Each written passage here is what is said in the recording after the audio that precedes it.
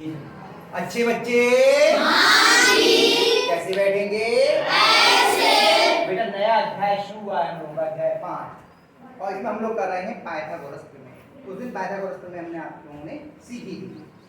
Pythagoras प्रमेय का संबंध है समकोण त्रिभुज। समकोण त्रिभुज क्या होता है? त्रिभुज के प्रकार हम लोगों ने सीखे थे। वह त्रिभुज जिसका कोई एक कोण समकोण यानी कि 90 अंश का होता है उसे हम समकोण त्रिभुज कहते हैं।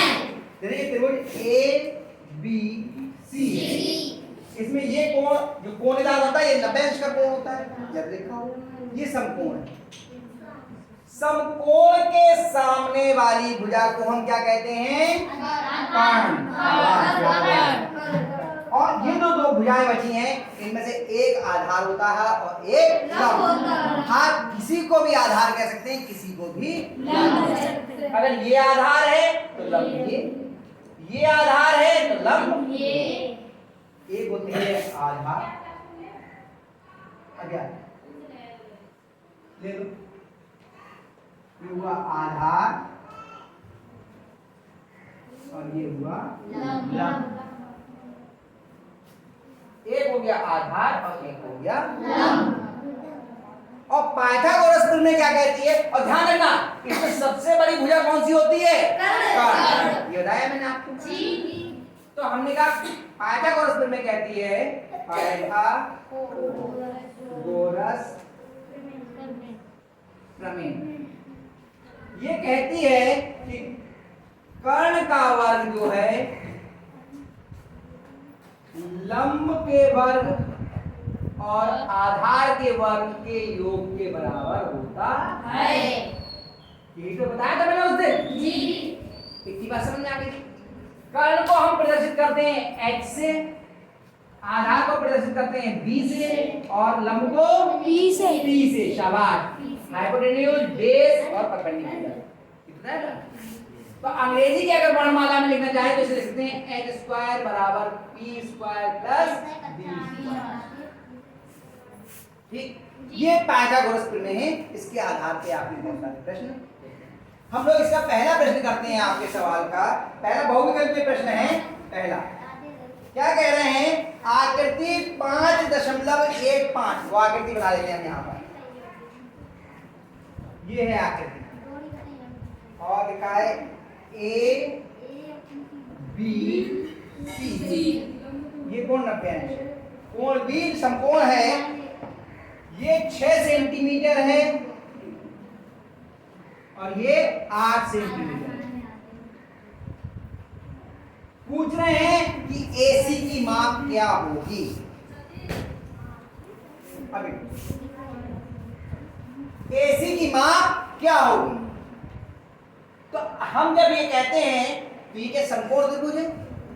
समकोण त्रिभुज में अगर दो भुजाएं मालूम है और तीसरी भुजा ज्ञात करनी है तो हम किस तरीके से कर सकते हैं? पाइथागोरस प्रमेय से।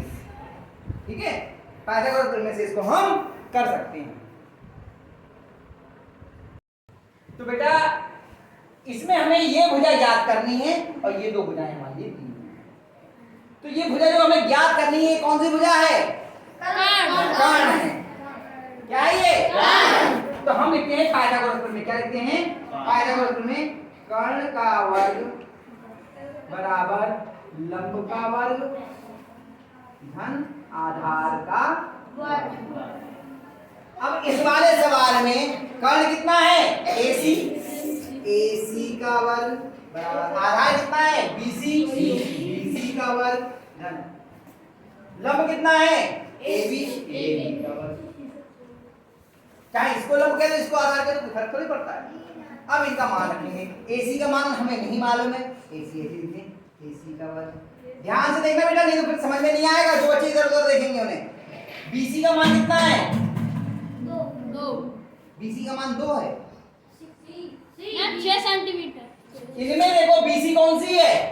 BC 8 centimetre. हाँ, तो BC की क्या लिखेंगे? 8 का वर्ग धन AB का मान कितना है? 6 का वर्ग। इतनी बात समझ में आई जी? थोड़ा ध्यान से देखो तो समझ में आएगा, नहीं तो फिर गड़बड़ा जाओगे। अब अगली उस स्टेप में AC पे घात 2 बराबर 8 का वर्ग मतलब 8 की 8 से गुणा। वर्ग का मतलब क्या था? घात 2 यानी कि 8 की ही 8 से गुणा, मतलब वो 8 गुणा 8 कितना आएगा? कितना आ गया? 64। और 6 का वर्ग 6 की 6 से गुणा कितना आया? कितना आया?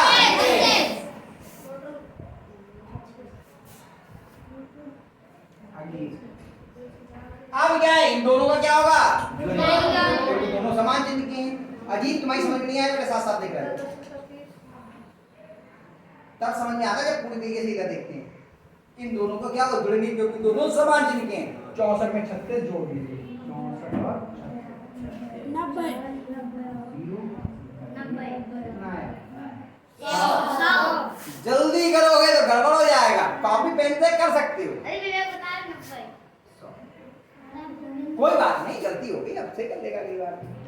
AC पे घात 2 बराबर कितना आ गया? 100। देखिए हमें मान कितने का निकालना है? AC का। तो जब इधर से घात 2 हटाएंगे तो इसका क्या हो जाएगा? वर्गमूल। क्या हो जाएगा इसका? AC ध्यान से देखना ये, क्योंकि हम लोगों ने किए नहीं पहले ये सवाल इस तरह के। वर्गमूल के चिन्ह के अंदर 100। अब 100 का हमें वर्गमूल निकालना है। 100 का हमें वर्गमूल निकालना है। कई चीजें सीखनी पड़ेगी। 100 का वर्गमूल कैसे निकालेंगे? 100 के हम करते हैं अभाज्य गुणनखंड। अभाज्य गुणनखंड हम लोगों ने सीखे। तो क्या 100 के करते हैं अभाज्य गुणनखंड। 2 से क्या? 2 पंजे 10। फिर 2 से कटता है 2 दूनी 4, 1 बचा, 10 हो गया, 2 पंजे 10।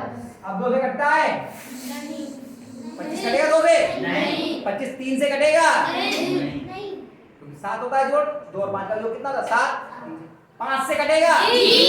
क्योंकि अंत में 5 है, इकाई के साथ 5 कम 5। तो इसके 100 का अभाज्य गुणनखंड के लिए क्या आ गया? वर्गमूल के अंदर 2 गुणा 2 गुणा 5 गुणा 5।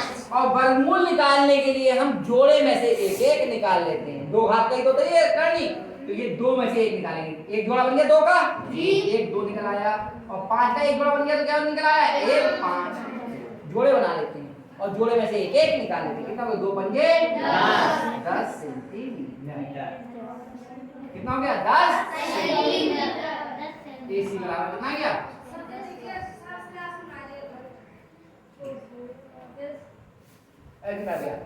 तो उत्तर कौन सा हुआ इससे बताओ? दूसरा 10 सेंटीमीटर। दूसरा ये हाँ हो गया। आगे समझ में? पक्का? बता दीजिए, फिर आगे के सवाल करें।